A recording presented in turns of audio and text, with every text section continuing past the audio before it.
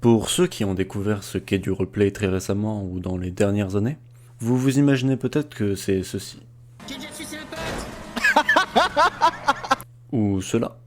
Oh, say, can you see by the dawn early light? Ou encore ça. Je suis millionnaire, dites-le aux informations! C'est ce concept qui fait qu'on se retrouve dans un jeu vidéo, à prétendre qu'on est quelqu'un d'autre, qui crée une histoire et tout cela avec plein d'autres personnes sur un même serveur qui font la même chose. On pourrait appeler ça en quelque sorte du jeu d'acteur. Tout ce procédé est appelé du roleplay. Eh bien, c'est le cas, mais pas seulement. Le roleplay existe depuis bien longtemps, sous une forme peut-être dont on ne vous a jamais parlé. Non, le roleplay n'est pas uniquement GTA V en multijoueur. Et non, c'est encore moins le jeu vidéo dans sa globalité. Le roleplay, c'est ça. Quoi? Vous ne comprenez pas? Très bien. Je vais être moins mystérieux. Le roleplay, c'est ça. Et oui, le roleplay n'est pas un médium, mais le roleplay se trouve dans votre cerveau. Même si vous découvrez la notion de roleplay à l'instant et que vous n'en avez jamais fait, selon vous ou selon certaines définitions, vous avez la possibilité d'en faire à tout instant et avez très certainement déjà utilisé ces bases maintes fois. Le roleplay, c'est votre imagination.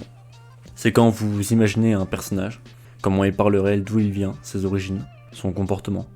Le roleplay, c'est un monde, sa situation géopolitique, sa faune et sa flore, ses institutions, sa logique. Le roleplay, c'est ce moment où vous imaginez avoir une vie complètement différente dans un monde irréaliste ou non.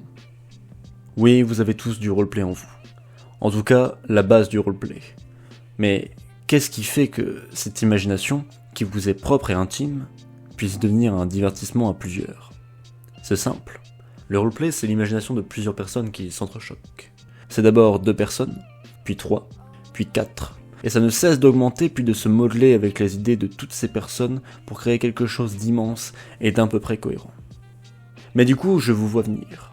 Vous vous dites, bon ok, ils ont l'imagination de chacun, c'est bien, mais ça va juste créer un gros bordel si il n'y a que ça, on ne peut pas en faire un jeu. Et vous avez raison en soi. C'est pour ça que le roleplay se fait toujours avec un maître du jeu, quelqu'un qui définit la logique du monde dans lequel vous devez développer votre imagination et vous aventurer. Ce serait bien trop désordonné sinon. C'est ainsi que naissent les jeux de rôle sur plateau. Vous avez besoin de vous munir seulement de votre imagination pour pouvoir jouer en petits groupes où vous incarnerez un personnage et le maître du jeu saura réguler tout cela. Grâce à lui, vous saurez ce qui se passe et ce à quoi vous devez vous confronter. Cela peut paraître complexe, voire trop difficile pour certains, mais en réalité, même si le maître du jeu, aussi dit MJ, est celui qui contrôle les événements auxquels vous devez faire face, tout ce qu'il utilise est quelque chose que vous avez aussi, c'est son imagination.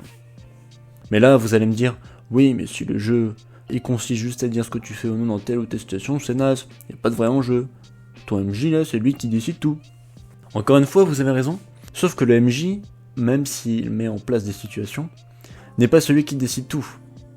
Celui qui décide tout, au final, c'est le hasard. Parce que les joueurs, ils y ont réfléchi à ça. Et ce qu'il manquait juste pour que le roleplay devienne un jeu, c'est la possibilité ou non que ce qu'on décide de faire puisse échouer. Et quoi de mieux pour ça qu'utiliser des dés à chaque action, et selon le chiffre qu'obtient le joueur, il réussira ce qu'il entreprend. Donc, pour récapituler, pour faire du roleplay, vous avez juste besoin d'avoir de l'imagination, ce que normalement vous possédez comme tout être humain, un petit groupe prêt à jouer avec vous, ce qui ne doit pas être trop compliqué à trouver, puis de quelques dés que vous pouvez acheter à peu près n'importe où. Ce principe n'a pas changé. Ce qui a changé, c'est le médium. Avec l'évolution des jeux vidéo, les joueurs de roleplay ont commencé à utiliser certains jeux comme médium. Et le médium le plus populaire aujourd'hui, comme jeu vidéo pour faire du roleplay, c'est GTA. Plus besoin de dés car les actions sont concrètes grâce au support du jeu, et l'environnement est parfait pour simuler un microcosme du monde moderne. Alors certains puristes vous diront que ce n'est pas aussi simple, qu'il faut une imagination très développée et avoir fait un minimum de théâtre pour faire du roleplay. Que si vous voulez être MJ, il faut travailler dur et longtemps, envisager toutes les possibilités pour vous divertir, pour divertir les autres. Qu'il vous faut même faire une map avec des supports visuels, des musiques diverses et variées pour accommoder l'ambiance. La réalité c'est que tout ce dont vous avez besoin, c'est d'en avoir envie. N'importe qui peut faire du roleplay et ce n'est pas en faisant croire que c'est une activité d'élitiste que ça changera ce fait. Il vous suffit d'utiliser votre imagination et d'incarner un personnage de votre invention pour faire de vous un roleplayer.